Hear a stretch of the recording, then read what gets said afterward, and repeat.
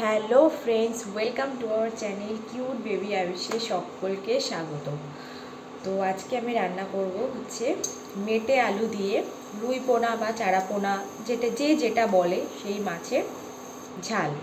তো সেটা কিভাবে রান্না করব সেটা যদি জানতে হয় তাহলে তো অবশ্যই এই পুরো ভিডিওটা দেখতে হবে। অ্যাজ ইউজুয়াল মেটে আলু দিয়ে সবাই ল্যাঠা মাছ বা শোল মাছ এগুলোই রান্না করে থাকে, কিন্তু আজকে একটু অন্য স্বাদে অন্য রকমের রান্নাটা হবে। তো সেটা দেখো কিভাবে বানাই। প্রথমে আমি দিয়ে দিচ্ছি কড়াইতে সর্ষের তেল। সর্ষের তেলটা আমি একটুখানি বেশি করেই দেব। এই দেখো তেলটা কিন্তু অলমোস্ট গরম হয়ে গেছে, ধোঁয়াও উঠছে তেল দিয়ে। আর আরেকটু তেলটাকে গরম করব, হিট করব। ততক্ষণে আমি দেখিয়ে দিই, এখানে কিন্তু দেখো দুটো রুই পোনা বা চারা পোনা মাছ ভেজে রাখা আছে এই রান্নাটা করতে গেলে। আর এখানে তো নুন, হলুদ, লঙ্কা গুঁড়ো, পাঁচফোড়ন এটা তো লাগবে। আর লাগবে হচ্ছে গোটা পেঁয়াজ কুচো করে রাখা আছে, একটা টমেটো কুচো করে রাখা আছে। আর যেটা রাখা আছে সেটা হচ্ছে মেটে আলু, কিন্তু এখানে টুকরো টুকরো করে বেশ মোটামুটি একটা সাইজ করে কেটে রাখা। এখানে দুটো শুকনো লঙ্কা ফোড়নে আমি দিয়ে দিচ্ছি। দেখো শুকনো লঙ্কাটা একদম লাল লাল হয়ে গেছে। এখন আমি কিন্তু দিয়ে দেব সামান্য একটু পাঁচফোড়ন। আর আমি দিয়ে দেব একটু সামান্য গোটা জিরে।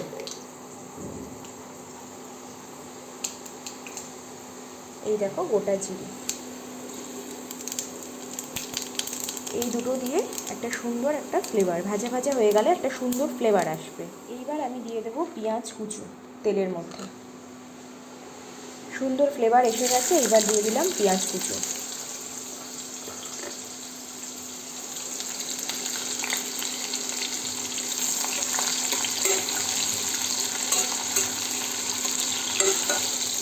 পেঁয়াজটা একটু মজে যাওয়ার জন্য আমি এখানে হাফ চামচ মতো লবণ ব্যবহার করছি। এইবার এটা দেওয়ার পর পেঁয়াজটাকে ভালো করে একটু লাল লাল করে ভেজে নিতে হবে। তারপরে কিন্তু আমরা এর মধ্যে দেব আদা রসুনের পেস্ট। এই দেখো পেঁয়াজটা কিন্তু একদম লাল লাল করে ভাজা হয়ে গেছে। এইবার আমি এর মধ্যে কিন্তু ব্যবহার করছি এই যে আদা রসুনের পেস্ট।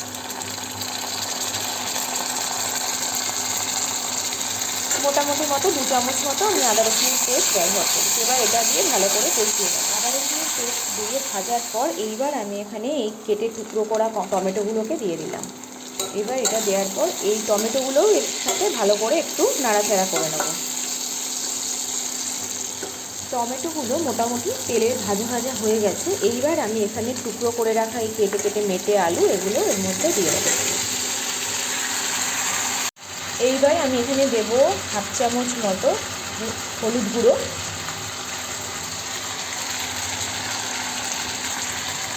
1 চামচ মতো লঙ্কা গুঁড়ো। এটা কিন্তু লাল লঙ্কা, কাশ্মীরি লঙ্কা নয়, ঝাল লঙ্কা বা লাল লঙ্কা। আর দেব হচ্ছে, আগে যেহেতু লবণ দিয়েছিলাম সেই জন্য একটু অল্প পরিমাণে হাফ চামচ মতো লবণ। এইগুলো সব কিছু দিয়ে এবার ভালো করে আলুটাকে দিয়ে কষাতে থাকবো যতক্ষণ আলুটা মোটামুটি 50% সেদ্ধ না হয়। সুন্দর করে কষাতে থাকছি। এই দেখো মশলাগুলো কিন্তু খুব সুন্দর কষানো হয়ে গেছে। আর আলুগুলো মোটামুটি কষানো হয়েছে, তবে সেদ্ধ হয়নি, এটাকে জল দিয়েই সেদ্ধ করতে হবে।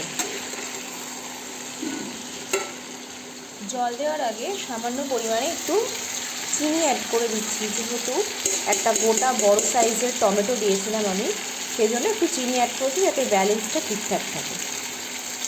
এইবার কিন্তু এর মধ্যে আমি জল অ্যাড করে দেব। এইবার আমি অ্যাড করছি জল। এটা সেদ্ধ হওয়ার জন্য বেশ অনেকটা পরিমাণেই জল দিলাম।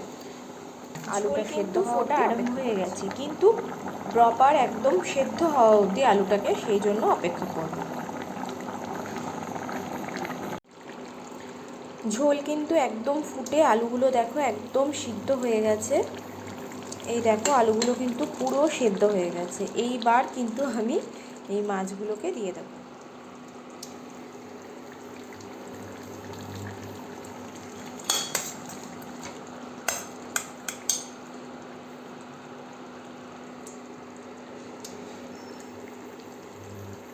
দেখো মাছটা দিয়ে ঝোলটাও আবারও ফুটে গেছে, আর এখন রান্নাটা অলমোস্ট কমপ্লিট। এইবার আমি দেব একটু গরম মশলার গুঁড়ো, একটু সামান্য পরিমাণে কিন্তু গরম মশলার গুঁড়ো দিয়ে দেবো।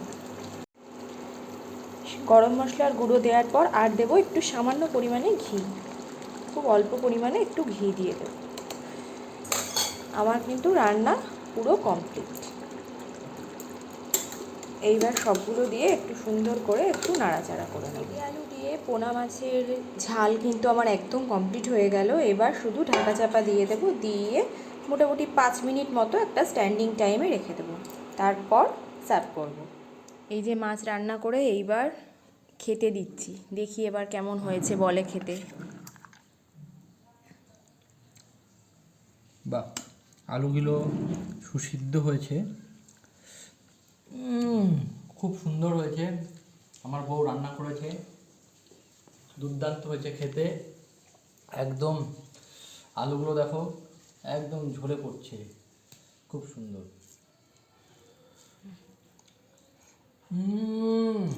দুর্দান্ত রান্না, খুব সুন্দর হয়েছে। এই হচ্ছে বউয়ের হাতের রান্না, একদম সুপার, শ্রেষ্ঠ রান্না।